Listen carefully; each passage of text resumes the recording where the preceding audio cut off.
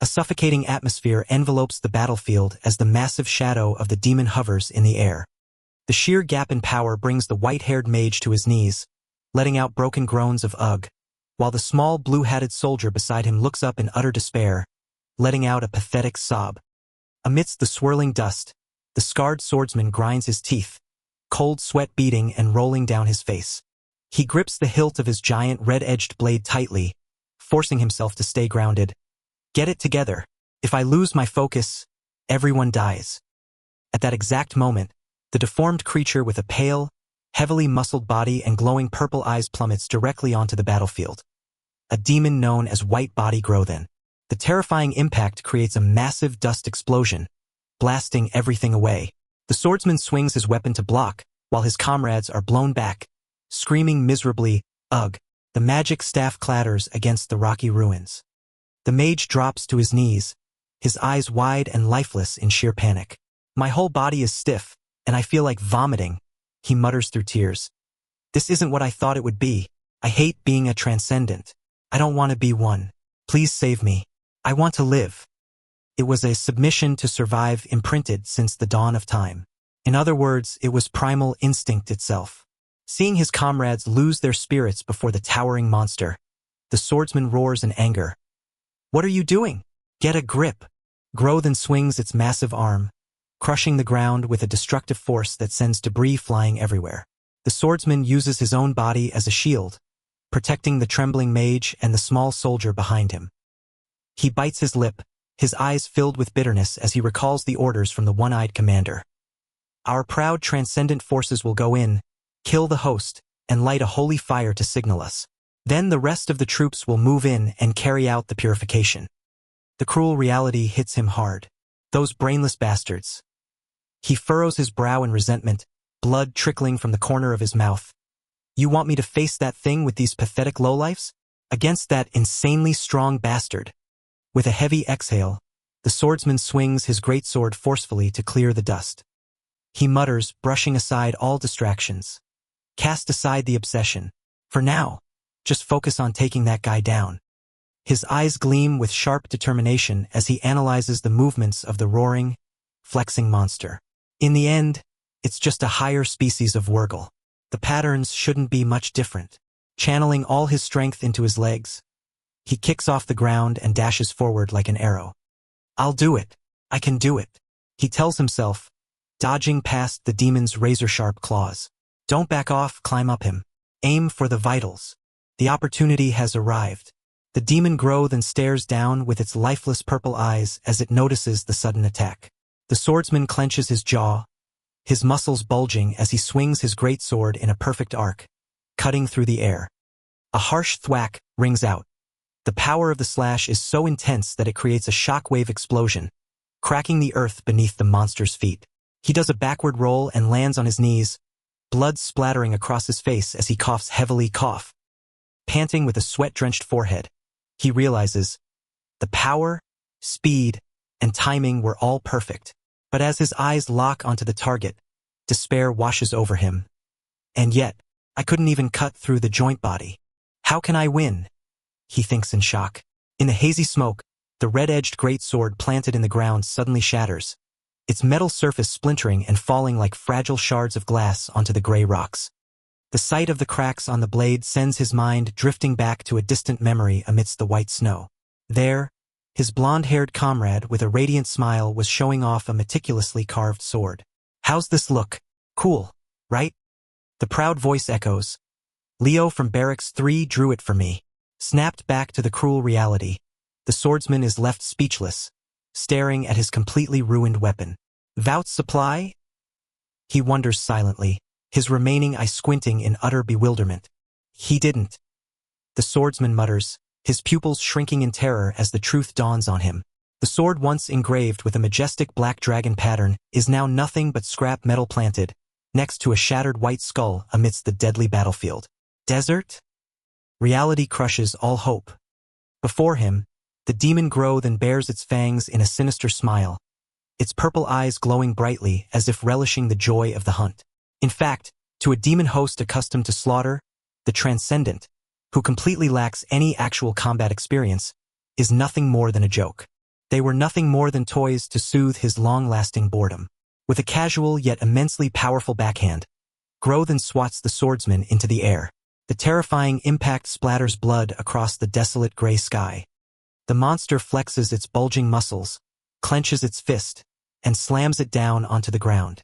A violent tremor erupts, shattering the earth and sending everything flying into the air. Under the overwhelming assault, the mage and the small soldier are blown away, sprawling across the rocky ruins. The small soldier clutches his stomach, coughing violently while the mage spits out a large mouthful of blood completely powerless against the absolute strength. The battlefield is engulfed in deafening explosions as the demon Grothin charges madly. It swings its massive fists, pummeling the spot where the fallen swordsman lies. The ground cracks open, and debris violently shoots up after every earth-shattering blow. Quang! Quang! Quang! From afar, witnessing his comrade being crushed, the white-haired mage reaches out in despair, his voice breaking through tears. Senior Gate, no! Overcoming the fear that is suffocating his heart, he plants his staff firmly into the ground, trying to focus his last bit of magic. The magical orb on his staff emits a brilliant purple light, the mana radiating strongly. Ether, quietus, restraint dark magic, throne of eternal sleep. Massive glowing purple magical chains shoot up from beneath the earth, crisscrossing and tightly binding the towering body of the demon Grothin, suppressing its roars. The mage breathes heavily, pant. His trembling hands desperately gripping the staff that is vibrating violently from the overload. Just as with swordsmanship and archery, magic also requires a high level of concentration. Therefore, the mage's sweat-drenched face and eyes filled with sheer panic signal an ominous sign. Magic used while gripped by extreme fear, how long will it ultimately hold? The glowing purple magical chains gradually crack under the demon's brutal strength. Magic cast in extreme fear finally reaches its limit, will fail to function properly. With a sharp shattering sound, Grothin lets out an ear-piercing roar and breaks free from all restraints. Witnessing this, the two young soldiers, Swan and Morris, can only widen their eyes in horror. Without hesitation, the massive monster leaps into the air, bringing down a thunderous strike on the swordsman's position, creating a massive explosion that blows everything away. The young soldier Morris's eyes are tinged with despair as he mutters unconsciously, "This is not an opponent we can win against." Meanwhile, Gate is enduring a rain of vengeful blows. He grits his teeth, trying to stand firm against the brutal swings. "I swung with the intent to cut it down." He grimaces as his great sword clashes furiously against the steel-hard stone skin. "But it's so hard that parrying it is all I can manage." Forced back into the rubble, Gate wipes the blood from his mouth, clearly feeling his helplessness. "I can't believe the gap is this overwhelming. To cut that thing's head off at this point." A reckless calculation flashes through Gate's mind. Grothin's weakest point and Stone Caliba's strongest point must collide, for there to be even a sliver of hope. Right now Standing tall amidst the dust, Gate turns back and yells at his demoralized comrades. "Are you guys going to die here?" Swan hangs his head, blood trickling from his forehead, while Morris looks up with trembling eyes. Gate roars, his voice sharp as a knife to awaken them. "If you can't provide support, we die, and the troops holding out outside will be wiped out too." Gate's back stands tall amidst the battlefield as he grips his greatsword ready to take the hit. "Don't think about anything else for now. Just think about how to defeat that monster. Focus on that relentlessly. What's the worst that could happen? We die." At Gate's words, spat out in a spirit of resignation, Swan, on the contrary, grew calm. His eyes gleam with a sharp light. His mind flashes back to a dark magic test paper. The only spell capable of binding a demon of that caliber. There is only earth summoning, Karastra. But he knows its flaw perfectly well, visualizing the demon bound by chains along with a harsh truth. However, its binding power weakens the further it is from the earth. Swan's stream of thought continues to flow, carefully analyzing the tactics. So it must be activated with high density, using all remaining mana, when that thing's head is close to the ground. He looks over at Gate struggling against the demon, wondering, but how am I supposed to catch that guy when he moves so fast? It'd be hard enough to cut him if he were standing still. How is that much momentum even possible with a body that huge? A moment of silence passes. Suddenly, Swan's eyes light up, and he lowers his head, muttering as if he found the truth. Wait, let's form a hypothesis. If inertia increases, the momentum that needs to be controlled also increases. The plan is formed. Swan whips around, shouting at the young soldier, Junior Morris, can you cast a buff on just one of that guy's legs? Morris stares in shock, responding in utter confusion. We're low on mana, and you want to give it to the opponent? Why? We don't have any other options anyway. Hurry! Swan urges frantically as Grow then twists its body, plummeting from above. Backed into a corner, Morris grits his teeth, squeezes his eyes shut, and thrusts his blue crystal staff forward. Damn it, I don't know anymore. Strength enhancement buff. Instantly, a brilliant blue light engulfs the entire right leg of the demon Grow then. Its muscles bulge abnormally under the effect of the enhancement magic. Down below, Swan takes a deep breath, thump, thump, gripping his staff tightly, waiting for the moment to swing it. And his hypothesis was absolutely correct. The sudden disparity in strength in one leg completely destroys the monster's inertia. Grothan's eyes widen in panic as its massive body loses balance, tumbling wildly in midair, before plummeting headfirst, crash onto the rocky ground. Now! Swan roars, channeling all his remaining life force. The red orb on his staff radiates a blinding purple light. Jewer Pasticho, Necromancy Dark Magic, Kalasutra. From beneath the battlefield, a giant skull and demonic hands blazing with purple fire erupt, tightly grasping and pinning Grothan's head to the ground. Witnessing that ultimate binding skill, Gate is stunned. Swan's call snaps him back to reality. Intermediate Gate.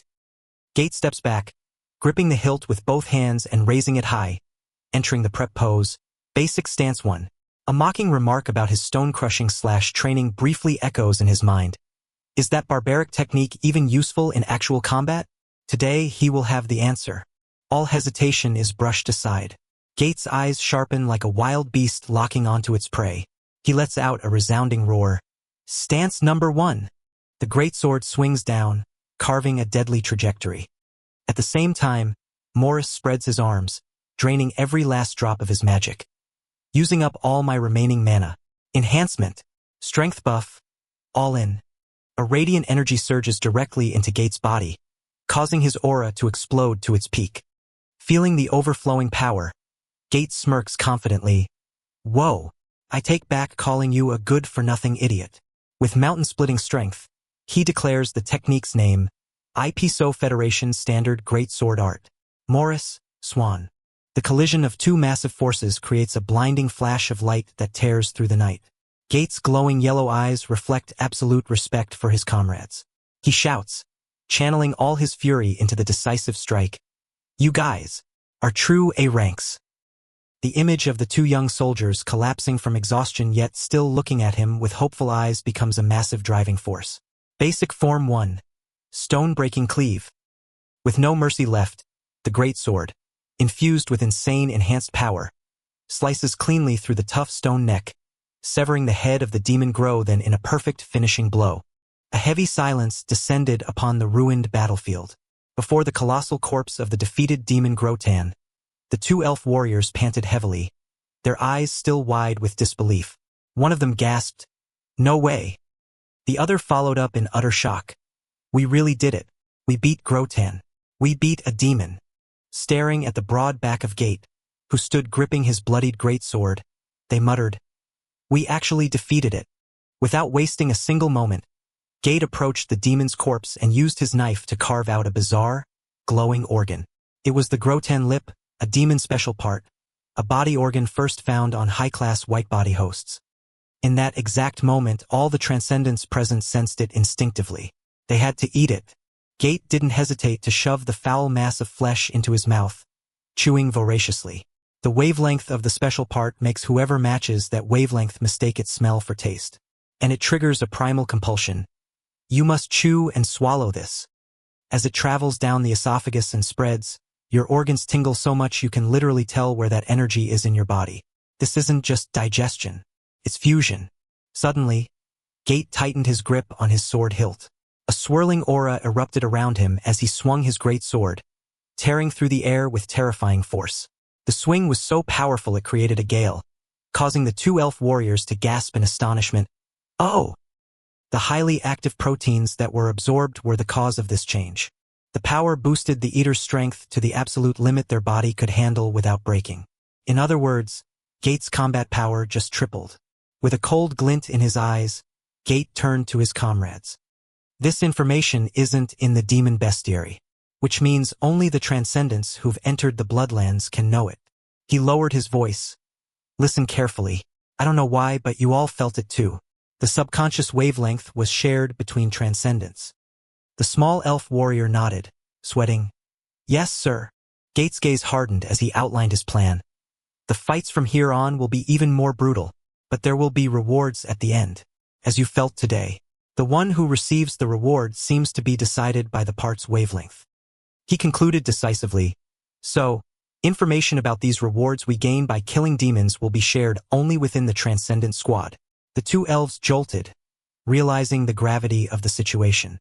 This is our rule for surviving as transcendents to the very end. You understand what I'm saying? Yes, understood. The female elf warrior looked at Gate, thinking to herself, Gate really doesn't think like a typical human. Gate already knew. What he would have to face from now on wasn't just combat at the front. War is not fought with swords and spears alone. In the thick of war, the dirtiest, ugliest thing is always the petty politics played by those hiding behind desks. Gate saw right through the cowardice and disgust up the chain of command. They'd try to steal even the Transcendent's achievements. And the names of those who bled on the field would quietly vanish from the records. That much he already sensed. Meanwhile, in another corner of the deathly still battlefield, an old, one-eyed soldier was facing death as the massive, fang-filled maw of a demon lunged at him, roaring. Too late. Am I going to die just like this? The old man thought in despair, his mind drifting back to a peaceful evening with an old friend. Drink with us? Can't, my daughter's got sports day tomorrow, he had happily replied. Painful memories rushed back. His friend's wife had scolded his friend harshly when he visited. I told you not to hang out with him, yet you bring him all the way to our house. The friend tried to defend him. We've been friends for 20 years. How could I not? Ow, babe, wait dash.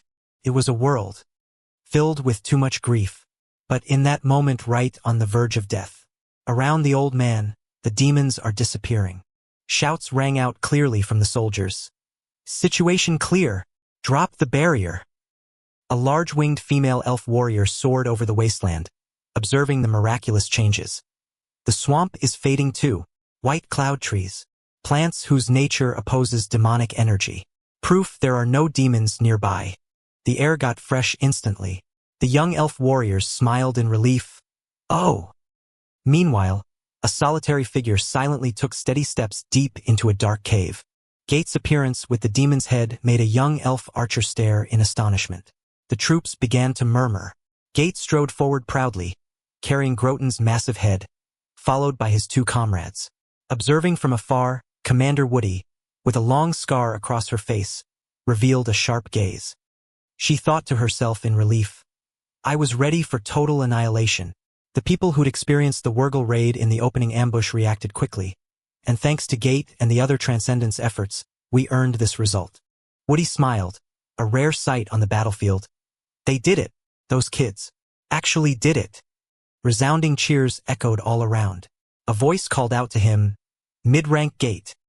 Without a word, Gate tossed the foul demon head straight at the young archer, making her flinch and catch it, grimacing.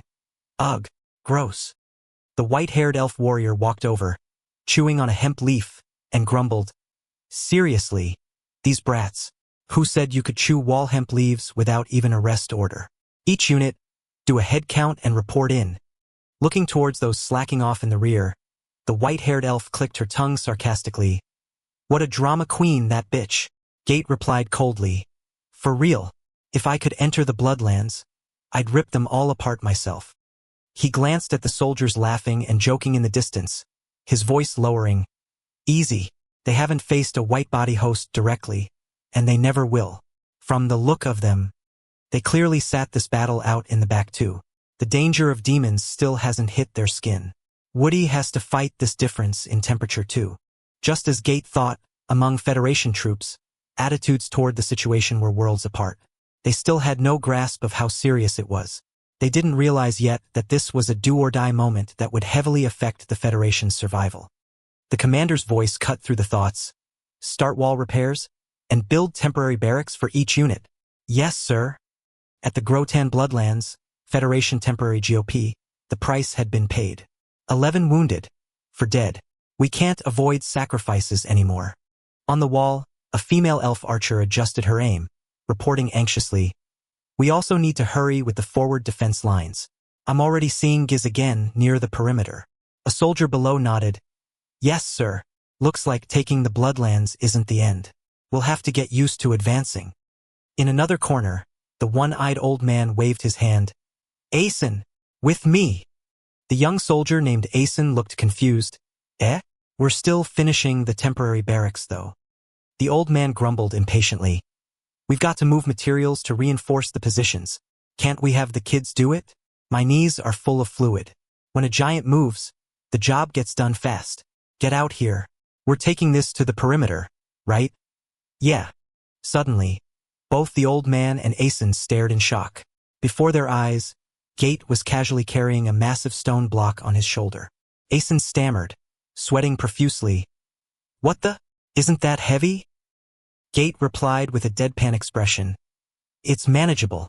Maybe it's not as heavy as it looks. Asen turned to scold the old man, whose jaw had dropped. No, idiot. Come here and try lifting it yourself. Looking at Gate's back, Asen swallowed hard. So this is what it means to be a transcendent. Standing silently looking at the ruins, Gate sank into his thoughts. The traces of Federation civilization left in Grotan's territory really drives home that before the day of reversal, this whole continent was Federation land. Suddenly, a shout broke the atmosphere. Attention! Gate turned his head. A soldier ran up and saluted the one-eyed old man formally. Personnel office, mid-rank swordsman Norman, bringing news from Enlistment HQ. The old man crossed his arms, annoyed. Can't you see we're busy? What is it? Norman stated clearly. Next enlistment batch for the Federation Enlistment Unit. The Deca weapon revelation has been completed. Already? The old man looked surprised. That's faster than usual. This news immediately made the soldiers who desperately wanted their direct junior to arrive hold their breath. Tense faces, beads of sweat, hearts pounding rapidly. Gates stood with his arms crossed, just quietly observing. The old man regained his authoritative demeanor. Report. Norman snapped to attention. Yes. Norman read the report loudly, his voice echoing through the camp. Yes, sir. In accordance with the revelation of the holy weapon in Jikun Mountain Pass. The following. Deca weapon gauntlet, rage tier. Enlistment slot. Amidst the swirling night sky, the image of the powerful crimson magical gauntlets appeared. Dot has been assigned to a giant. The crowd murmured excitedly. Oh, dash! A giant? Nice. The one-eyed old man stroked his beard and smiled. In a dark corner of the camp, a figure in rugged armor clenched his fist, making a terrifying cracking sound. He wore a savage smile, his crazed eyes rolling back. Yeah, so you're finally coming. My direct assistant. I don't know who it'll be, but start chanting that you're already dead. Because I'm going to show you hell. Under the gloomy sky of the military camp, hundreds of massive recruits stood in strict formation. Gate, the instructor with silver hair and a giant sword on his back, screamed at the top of his lungs at the fresh meat. Everyone, attention, attention. His voice echoed across the training ground. Do you think you're on a camping trip? Do you still think it's the golden age? Down below, the giant recruits chanted back. Twice the volume. How much? Twice. Gates swept his cold gaze over the crowd of giants, secretly marveling at their sheer, massive size. 3 times.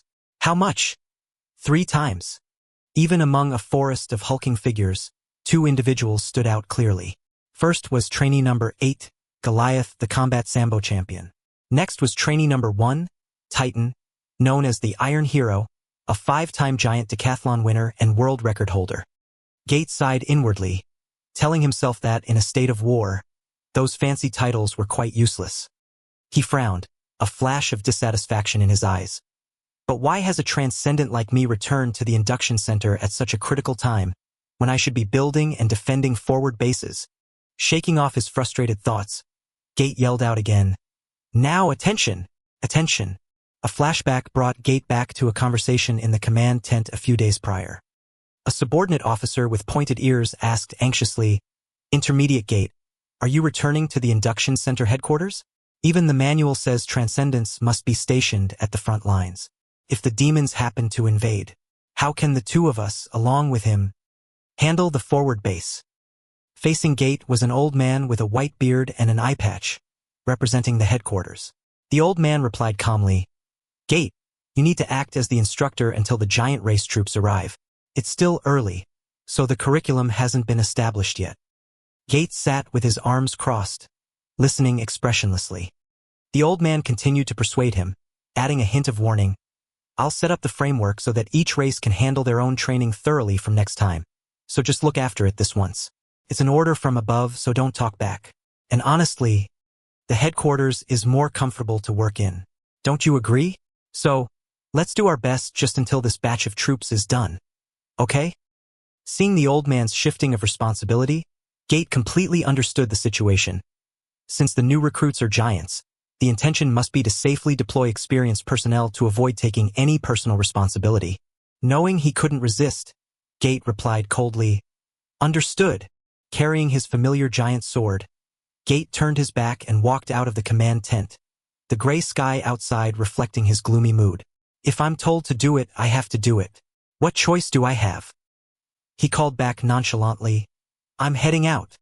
Suddenly remembering something, Gate looked back over his shoulder, flashing a sly smile at his young subordinate who was staring after him. Ah, Morris, practice what I told you to do. The young boy, Morris, startled, stammered, Ah, yes, sir. Gate walked away, leaving behind a silent sigh. I hope those two take care of themselves and do well. Holding the training schedule in his hand, Gate began to calculate. First, for day 1. On the high platform, a muscular female commanding officer wearing leather armor adorned with fur stepped forward boldly. Her heavy footsteps echoed. Step forward, Gate thought to himself. The female officer cleared her throat and shouted commandingly, Attention, everyone! The shout, Attention! Echoed loudly again from the recruits. This sudden appearance caused whispers to spread through the ranks. How many times are you going to make us stand at attention? One guy grumbled. What's this all of a sudden? Another wondered. Looking straight at the new recruits, the female officer firmly declared, The first day is normally reserved for rest according to the training camp schedule, but as you know, a situation has arisen. We will proceed immediately with physical examinations and ability verification screenings. So I expect your full cooperation. The entire square listened in dead silence. She dropped a bombshell. One of you will lift the Deca weapon embedded in the Crimson Cloud Mountains, and be selected as the Transcendent. As soon as she finished speaking, the crowd of giant recruits erupted in shock. Whispers echoed everywhere. The Transcendent. Deca weapon. The rest of the troops will also be dispatched to nearby units. The female officer concluded firmly. Keep the honor and pride of the giant race engraved in your hearts. Standing behind her, Gate looked at her broad back, silently evaluating. He's doing better than I thought. He isn't even stuttering. He practiced every night while waiting for a junior to arrive. Suddenly, a scrawny, haggard figure with dark circles under his drooping eyes stumbled over, interrupting Gate's thoughts. It was Dre 9. Gate called out in surprise, Senior Dre 9. Dre 9 collapsed into a chair, tears streaming down his face, groaning, Kill me, those giants. They eat way too much. I feel like I'm literally going to die. Dre 9 was recruited from the GOP to the main camp for culinary support. Grabbing Gate's uniform, Dre 9 sobbed uncontrollably in absolute despair. To feed all those giants, I have to cook for 22 hours and only sleep for 2 hours a day. I'd rather fight the demon race. Those demons would be able to end this suffering for me. Please. As miserable as Dre 9 was, he couldn't escape his cooking fate.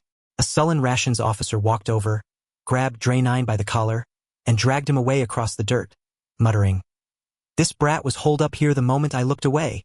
Gate just stood there in speechless silence. Out on the training ground, the physical exams officially began. The commanding voice rang out clearly, Close ranks. Close ranks. Enter as your names are called to receive your physical examination. Understood. The giants replied in unison, Yes, sir. Sometime later, a crowd began to gather and murmur excitedly around a wooden bulletin board outside the barracks. Are the physical exam results out? Someone asked. Another stroked his chin and assessed. At this rate, the transcendent candidates are essentially narrowed down to 2, right? The result board showed a terrifying gap. The average height and weight for a giant trainee was only 271.6 centimeters and 180.2 kilograms. But when trainee number 8 Goliath and trainee number 1 Titan stood back-to-back to be measured, their results blew everyone away. Goliath reached 294.5 centimeters / 204 kilograms, while Titan was a literal monster at 298.7 centimeters / 215 kilograms. Not only were they physically superior, but their strength stats also far exceeded the norm. In the grip strength test, the trainee average was 192.4 kilograms. But when the two of them stepped up to pull the heavy stone gauge, Goliath easily reached 282 kilograms. Titan, with a cold gaze, edged him out at 300 kilograms. Next was the 10M stone relocation within 1 minute. The average was 15 reps. Sweat soaking his incredibly muscular bare back, Goliath growled as he completed 47 reps. Titan, maintaining a steady pace, hit 52 reps. Observers silently assessed, I should consider the two of them to be on roughly the same level. Titan, the continental record holder in the Federation Decathlon, and Goliath, the Federation Combat Sambo Unlimited class champion. The rivalry between the two giants was becoming apparent. Will it be Titan or Goliath? Everyone around shared an intense excitement. A chance to witness the match of the century in person. The rumors quickly spread through the barracks hallways. Standing with his arms crossed in a corner, Titan frowned as the gossip reached his ears. I can hear your name being mentioned? A crony standing next to him instigated. Titan scoffed coldly, glaring with contempt at Goliath's back in the distance. Let them. Leave it alone. Although he said that, the veins on Titan's forehead were already popping. He angrily ground his teeth in thought. My level is clearly different from that bastard's. Being mentioned alongside him is annoying. Unable to contain his arrogant ego, Titan marched straight toward Goliath. He extended his arm, thick as a tree trunk, forcing a polite smile while his eyes remained as sharp as razors. Nice to meet you. Goliath slowly turned his head, his narrow eyes glancing at the man who had initiated the conversation. So you're Goliath? Titan asked, the smile still plastered on his face. Goliath replied curtly, showing little interest. Yeah. He reached out to accept Titan's handshake. As soon as their giant hands clasped, Titan's fake smile vanished instantly, replaced by a malicious smirk that revealed his ruthless nature. Really glad to see you, Titan hissed through his teeth. At the exact same moment, he channeled all his strength into his right hand, crushing Goliath's hand. The sound of joints grinding together cracked loudly. Goliath's expression shifted slightly, his eyes twitching in pain. The gripping force was so intense that the veins on the back of Titan's hand bulged prominently under the dim light. The social handshake had turned into silent torture. Titan leaned in close, spitting insults in a mocking tone. Is it worth it? Making money while getting beaten up? Goliath gritted his teeth tightly, the veins in his neck bulging as he growled back at the insult to his fighting profession. Hey you, damn. Titan kept his sinister smile, amused to see his prey angry but unable to retaliate. This brat, holding it in well despite the pain. Huh? Ha ha ha, he sneered. Just as the tension reached a boiling point where a brawl was about to erupt, an older, seemingly mild-mannered recruit rushed in to stand between them, trying to separate the two. Hey, what's with you guys on the very first day? Ha! Thanks to this intervention, the two giant hands finally let go. Before turning to walk away, Titan shot him a chilling, murderous glare and delivered a direct threat. Don't get cocky. If you keep hanging around, I'll stomp you to death. The one holding Goliath back was trainee number 15, Baba. In the distance, Titan strolled away with his cronies, looking back to throw a mocking, repetitive taunt. If this were the cage. Ha ha ha. Ah, yeah, let's go. Glaring at that arrogant back, Goliath gritted his teeth and cursed inwardly. Acting like that when he's just an attention seeker who makes money doing clown tricks. He looks greasy as FCK. and his personality is total garbage. Pulling Goliath from his anger, Baba patted his shoulder, his eyes shining with admiration. "You're Goliath, right? I've seen your matches." Goliath replied reluctantly, Yeah, that's right." Stretching his shirt, Baba excitedly asked an awkward question. "Whoa, wow, this is crazy. Can you give me an autograph on my underwear?" Sweating profusely, Goliath flatly refused. "No, I'd really rather not." Oblivious to Goliath's exhaustion, Baba continued to chatter endlessly with a squinty smile. "Did you see that bastard's triple eyelids? A few more layers and he'll be a pastry, right? Crush him during the trench combat, that pastry bastard." Goliath pondered silently. Trench combat. Baba changed the subject in a flash. But talking about pastries makes me really crave one. There was this amazing place in Seongsudong I went to with my mom. Walking next to this chatterbox, Goliath sighed inwardly. This bastard talks way too much for someone who looks like that. The scene shifted to the evening at the barracks, the instructor's voice ringing out. "This is your last chance. If you need a size exchange, speak up now." "Are you sure there's no one?" the recruits chanted. "None, sir." At the repair room, Senior Brunson said to Gate, "I thought there'd be size issues since they're from the giant race, but surprisingly, no one's asking for an exchange. We've got plenty of size 400s and 10XLs left over." Gate explained while sorting the massive pile of gear. "The giant race itself is a major part of our combat power, so the higher-ups are paying a lot of attention. Besides, Moai himself is a giant, and since 2 celebrities are enlisting, imagine how much effort he must have put in." Brunson nodded. "I guess so." The old commander with the eye patch approached, complaining irritably to Gate. "Humans and dwarves are non-essential forces, so sizes were always in short supply. The excess troops are dwarves and humans. Tell them to just pick up anything and wear it." As night fell, the loudspeaker echoed across the quiet tents under the dim moonlight. "All troops, lights out, lights out." Even with large sizes prepared, the sleeping bags were still too cramped for the massive bodies of the giant race. Giant feet stuck out of the ends.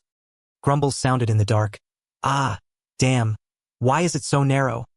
Even with the footrest extended, it's uncomfortable. This sleeping bag is too tight. Sigh. Tossing and turning, Baba turned and whispered to Goliath. "I can't sleep because it's the first night. My mom said if you close your eyes and count to 100, you'll fall asleep. You try it too." After closing his eyes to count for a moment, Baba grimaced and opened them wide. "Thinking about numbers is giving me a headache and waking me up. Bummer." In the next bed, Goliath frowned in annoyance, judging silently. "That bastard's been whining about his mom for a while now. He's a mama's boy, a real spoiled brat." Suddenly, a voice from outside tore through the quiet night. "Trainee number 1, Titan." The tent flap was thrown open. The voice outside continued, "Come out." Titan, his muscular physique highlighted by the pale moonlight, slowly sat up and replied calmly. "Trainee number 1, Titan." "Yes, sir." Lying in the dark, Goliath witnessed the whole scene. His eyes gleamed with resentment and contempt. Blatant special treatment? King bastard. Meanwhile, Titan walked out of the tent with the smug smile of a superior, stepping contentedly into the command building.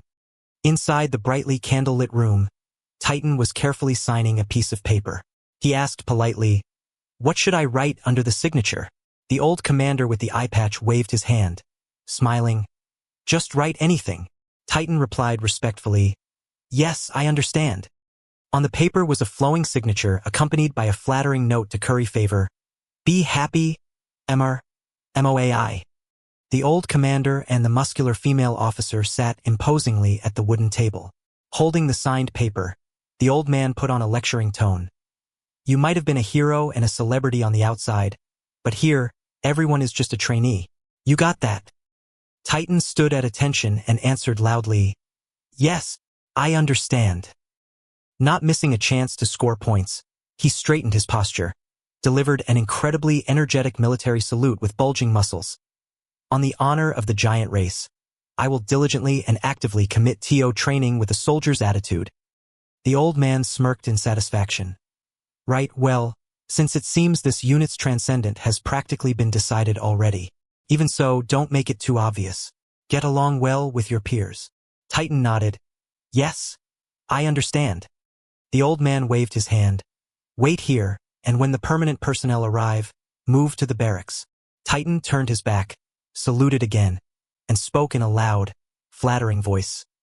Yes, thank you very much for your precious advice and counsel. Unity.